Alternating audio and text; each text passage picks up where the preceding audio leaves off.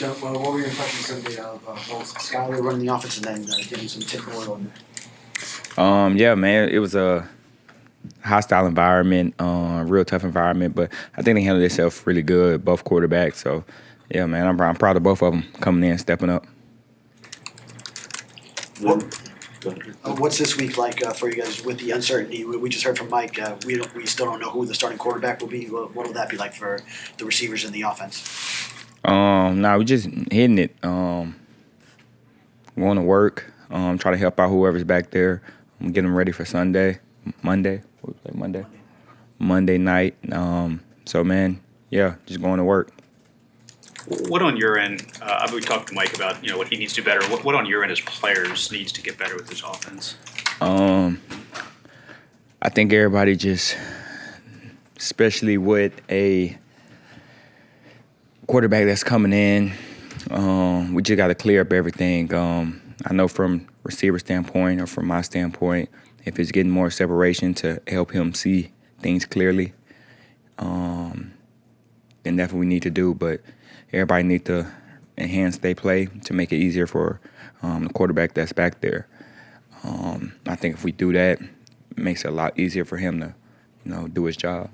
Mike left open the possibility that Huntley starts this week at quarterback. What's your relationship with him in the short time, and how much work you guys gotten in together? Yeah, man. I actually worked out with Snoop in the off season. That's when I first met him. He's a local guy from around here, so I work out around here in the off season. So I got to hang out with him. Cool dude, new, but he's a playmaker. You think that already gives you some chemistry with him? No, but it's always good to have. Jaylen, how would you describe the mood of the offensive players? Is it more like you guys are pissed off, you guys are frustrated, you guys are like, how would you put it into words? Frustrating because we know we're better than what we putting out there. But I think it's good for us, I look at the last 2 seasons or since Mike been here and then going to the first 3 weeks, we had a whole bunch of hype and all this crazy stuff with all this media attention, and we get to see what our team made of early. It's only the 3rd week, and our back is up against the wall, so we're going to see what we made of pretty early, see what the team got. You guys were really good in the red zone when it comes to touchdown efficiency last year, not so much this year. What do you attribute the change to? Execution, man. Being on our assignments. Communication is going to be key. Especially in an environment like we was. Communication is going to be key. And, executing. Jaylen, we hear adversity is opportunity all the time. It's in big letters in the locker room. How much has this team taken that ideology to heart over the past 3 years? You got to. It's been a lot of ups and downs with this team, previous teams here.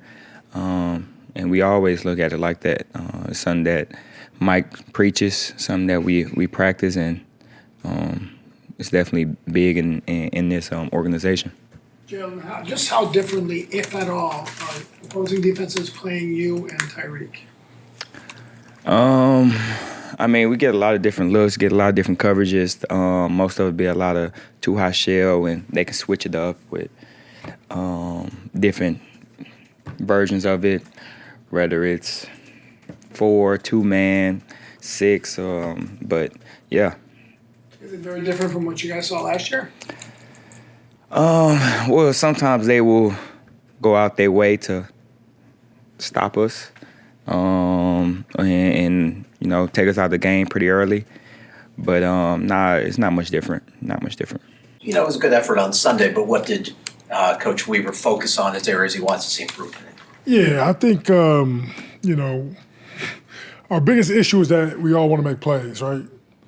And when you chase plays, sometimes you kind of leave your job, left not to the standard we want it to be. And so I think the message has been just let the players come to you, do your job at an elite level, and just make the plays you're supposed to make. And Had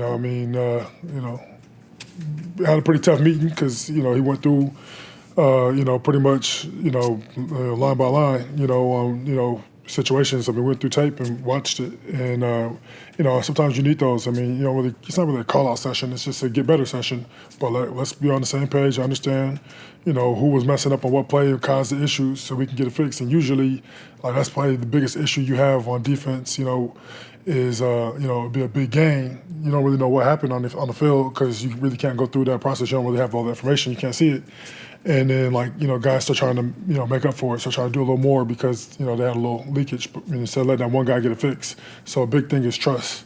Trusting the guys you have next to you to do their job and you do yours. Be accountable. So How much of, and it's not as if the run defense has been bad. It hasn't been at the standard set last year when teams gave up 3.8 per carry. Right. Now it's been the 4 range, 4.2 on Sunday. Yeah. On the runs you've given up, and you have had obviously some tackles for loss, but on the runs you guys have given up, has it been blocks being defeated? What's been primarily the problem from what you've seen on tape?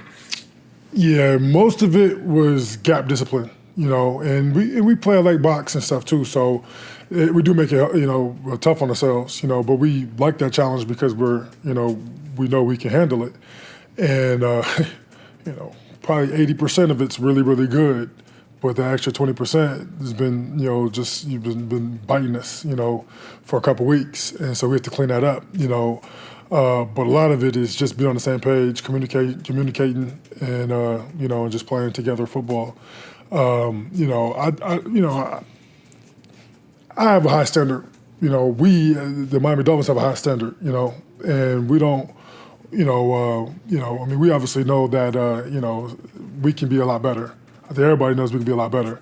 It hasn't been just brutal, other than that 49-yard run and then a couple, leakage yardage this game. I mean, it hasn't been brutal, but, we want to be the best, right? We don't want to be, okay most of the time and then have these, these runs that, really beat ourselves. I mean, if somebody just makes a play to make a play, but we can't have, times out there where we're beating ourselves. That's not who we want to be. And, the standard we have, we have to, adhere by. So, something we put a lot of effort on, a lot of emphasis on, we ask for different ways, different way of doing things so we can try to be a little better too at times. So, but at the end of the day, it really comes down to, just winning your matchup and being where you're supposed to be, being accountable and making the plays you're supposed to make. You're obviously good at getting your hand up, tipping balls to the line of scrimmage. Had a big one on Sunday that led to an interception. But what do you think gives you a knack for that? Obviously, being 6'8", I think helps a lot. But I think over 17 years you picked up on some reads and I try to look at the quarterbacks like flat line, where he's throwing the ball, and trying to do little things that can help. But, most of that's just instincts, in the moment. I feel like there's a lot of times I'm trying to bat the ball and I have, no chance, but then sometimes you just, you're, in the middle of a rush and you just kind of got to put your hand up and, good things happen. I do think that good things happen to those who play really hard and run to the ball. And, if you play hard, run to the ball, good things are going to happen for you. And so, now batting the ball is a little different because you're going towards quarterback, whatever. But, I'm trying to get to him, And if I can hit him, I want to hit him. But if I can't hit him, then I'm trying to affect him any way I can. So get my hands up on balls is definitely something that, comes natural to me. But, what an interception, though, man. My man Zach, man, got his hand up and got that ball. It makes it that much more sweet when you get a hand on the ball. It's cool. It happens all the time. But when, not only if it's intercepted by like a DB or something, that's cool. But when it's intercepted by a D lineman, you can't get no better than that.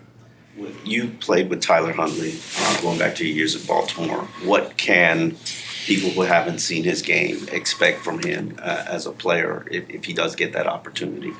Yeah. We call him Snoop, but Snoop is a guy who is going to be very prepared, he can make every throw.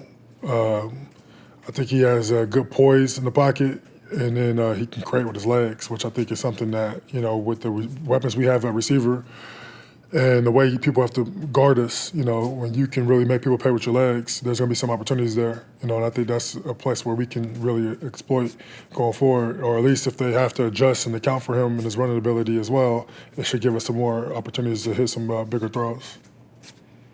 What are your impressions of Will Levis or any of the Titans offensive linemen you might have to space? Yeah, they're one of the best running teams that we're going to face, which is something that we've been putting a big emphasis on the last couple of weeks. And we still haven't really had that complete game, from a front seven, stopping the run. And, the Titans are, that's what they do best. And Will Levis' ability to scramble and keep plays alive, makes it even more hard. They have, really good backs who can, hit them home run hits and, just make you pay if you got your gap. And so this is going to be a very big game on being disciplined, a gap sound and just, doing a job. But, they have, good players, they're also a desperate team, and I, take that with a grain of salt. It's early in the season, right? Just get this next win and everything goes back to normal, right? So just play football. But they're a team that wants to get a win real bad too, So it's going to be a matchup of who wants it the most and who's willing to do what's required. Think you'll check out your Canes on Friday night? I always like watching my Canes, man. I love going to the games when I can, but if it's on, I'm always watching. So as a unit, what are you happy about collectively that you've done, and where's the biggest area that you guys and Coach Weaver would like improvement? Yeah, it's a continuous improvement. I think just continuing to stay together as a unit, and guys just doing their 111th. That's including myself. Everybody just honing in on the philosophy of our defense. The things that we've done well. We're running to the ball. We're playing extremely hard. We were talking about it earlier. These last 3 games have probably been first time our unit has been fully collectively together since, maybe even before OTAs. So, it's just continuing to stay the course and trust in the process and trust in, the talent that we have and the coaches that we have. And, it's week 4, so, it's part of it. This is the NFL. The adversity comes and how you're going to handle it. So, we're right in the thick of it right now. So just continue to keep working. When you're playing with backup quarterbacks or the offense is struggling like it was Sunday in Seattle, as defenders, do you feel pressure to make more happen on defense, force turnovers, even try to score on defense? No, that should be your idea, each and every week going into the game. Finding ways to get your offense the ball back in ideal field position and even scoring. You really try to not look at the other side of the ball because you got your job to do. And, when, seeing the games and how they unfold, there are times where we got to get the ball and we got to think to score. And so, but yeah, as a defensive player, each and every game you want to go into the game understanding how that offense is trying to attack you and find ways to get the ball off of them and put our offense in good field position. Have you seen Kendall Fuller? How's he doing? He's doing good, yeah. Where? On the third quarterback on the team? I'm sure. In Cleveland for sure. We didn't know who the hell was going to be quarterback that week. But it's just like I said, it's just part of it, right? There's a million excuses you could say this, that, or the other, but it's just part of our season right now, and having to, like I said, keep your head down and keep working, and not worry about the, who's playing where, whatever. We have a job to do, and our job is to go out there and stop, obviously, the offense to our best ability and get the football back to our offense. How much time have you had so far this week to look at anything the Titans do, or how much do you know about Titans offense and Will Levis? Yeah, we're about to have a meeting here in about 30 minutes, kind of go over there at KGB.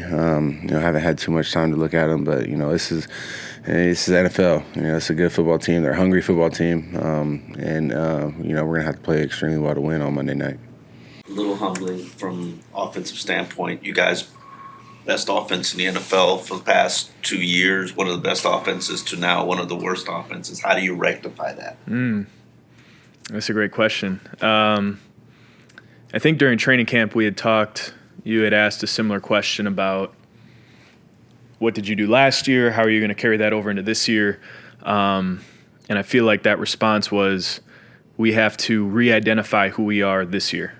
And right now, 1 and 2 through week 3, we have to look at this offense as, nothing like what happened last year. You start 3-0, everything's great, everyone's happy, and now it's like we got adversity right out the gate as an offensive team. And that can be seen a bunch of different ways, and it really just comes down to your perspective of it. Like, we're going to learn a whole lot more throughout the next 15 weeks about the type of guys in the room, the type of character in the room, the type of offense that we want to create throughout a season, the type of progression that we can develop as a group playing together. And from last year to this year, you can make a whole bunch of comparisons on stats, on the ups and downs, on the roller coasters, but how I see it is, off to a slow start, that gut check time right off the bat allows for guys to truly find the whys and the hows of an offense, so that all of these problems coming down the stretch, you've had to solve them before. You've had to communicate before. You've had to deal with problems before, rather than just executing and just doing it because that's just what happened. So I think we're having to answer a lot of the whys and the hows early on. And it's really just how we respond with these opportunities. What were your impressions of both Skylar and Tim in the huddle? It was definitely loud for both. It was a lot of adversity in this huddle, and I think that they did their part in commanding the huddle, the operations. I think the other 10, we all can step up. I think all 11 on offense is no secret. You score 3 points in a game, everybody can execute better. And that starts with hearing the play call in the huddle, figuring out your assignment, your alignment, being on that stuff with a sense of urgency, and being able to kind of fall victim to the circumstances. Last week, I don't think we really gave ourselves a chance. And I don't think it's fair for either of those guys to wear the burden that all 11 had on the results of that game. What do you think if it is Tyler Huntley, and obviously Mike said it could very easily be Tim, outside chance of Skylar, he indicated. If it's Tyler Huntley, skills he brings, Alec, that you think could help you do what? Man, I think anytime you get a new fresh face in the offense, it comes with this idea, right? We're thinking about who can come save the day, whether it's Tyler Huntley, whether it's Tua after bye week, whatever the timeline is. And at the end of the day, like, what we're focused on and like the guys in the huddle, the guys in the building, is like, how can we be better so that whoever shows up and is calling that play can be the best version of themselves with confidence, conviction, and all 10 other guys are humming all together. Like, that's got to be the focus. I don't think you can dive into dissect skill sets between one or another. I think as a team we need to be better, and we need to be problem solvers together before looking for some savior to come down. Like, it's the guys in the room being better, being more competent, being more convicted, preparing better, executing better. And it's a lot of cliches, man, that I'm throwing out here, but I think that's real stuff. I truly believe in it. I wanted to talk about the red zone offense efficiency. Really good last year, not as good this year. Is there anything that you noticed that you guys, aside from I know a lot of the cliches you mentioned, but like, is there anything you've noticed specifically that you guys need to do better of in that area? Situational football is it's a fun topic to talk about because it's not just the plays anymore. Everything changes, right? The horizontal length of the field is all of a sudden a lot wider than the vertical length of the field. So the game, the dynamics, the play calls all change.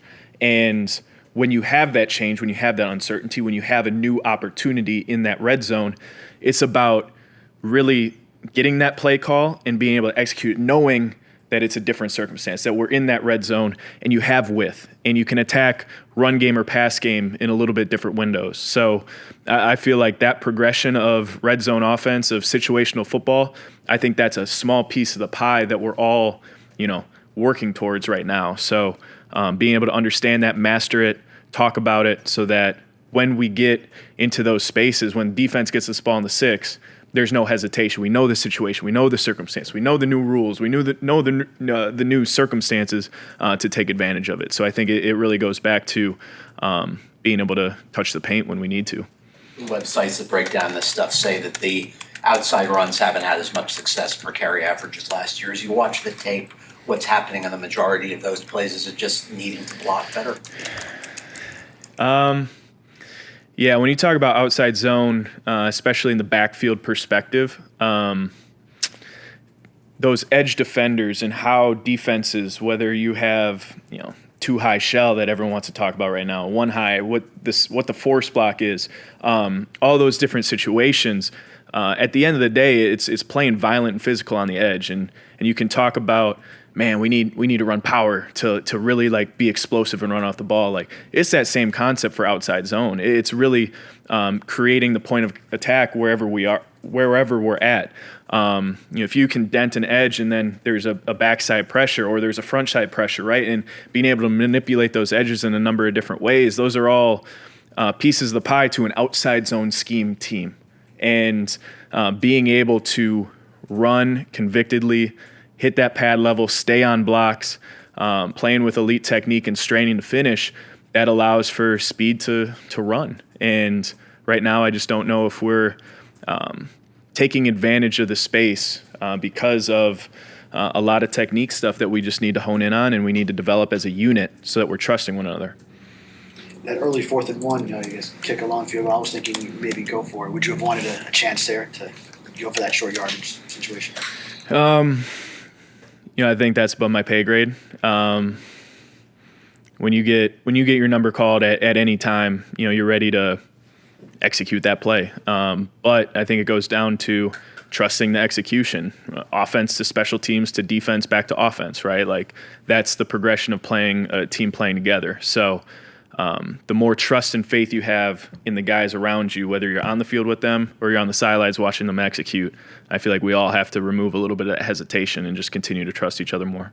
Mentally, how do you overcome, the last game, the game before that, 2-game slide, Tennessee's coming in on Monday. How do you mentally overcome that? I know Jaylen mentioned the offense is a little bit frustrated because you guys are, kind of performing under your expectations. So how do you mentally just kind of put that aside and it's like, go for the next opponent? Yeah, I mean, if you say you're underperforming, right, that means that there's a high expectation. There's a high potential. There's a high level of talent. And when your execution over a short period of time is below that, I think the only way that you can raise that execution, the only time you can raise to meet that potential, the only time you can raise the execution to reach the talent is through your process, through the standard, through the daily habits. Like, I don't think you can change. If we've built a process since April for the last 2 years and we're starting off slow for the first time since I've been here, I don't know if you can change that process, overcompensate because you aren't seeing the results. Now, that's a high standard that we carry, and we have to all reflect and say, are we all keeping that standard? Are we all accountable to that level? But it starts with the mirror. And if I'm not doing that, if the running back room isn't doing that, we need to fix it in our room before we can try and change everything. And I think that's where we're at. We're trying to reflect internally, and then we're able to move forward with that higher level of accountability to help raise that bar from execution to meet the potential that we have, because we all know it's there. There's no secret sauce there. I think that's just the work. That's the courage that it takes to put yourself out there and lean into that uncertainty of what's to come on Monday Night Football. You had a big hit on the special teams play. How much do you value that as an offensive player to deliver some punishment? Yeah, man, I think that's like the only taste of wrestling that I ever get anymore is when you get tackling like that down the field. So obviously you didn't want to have to punt 3 times in a row, but when you have to do that and you make a play and give the defense a chance to defend a long field, I think we get a chance to get the ball back. So complimentary football. I need to be better at that, and it was good to get a little fired up after a nice tackle.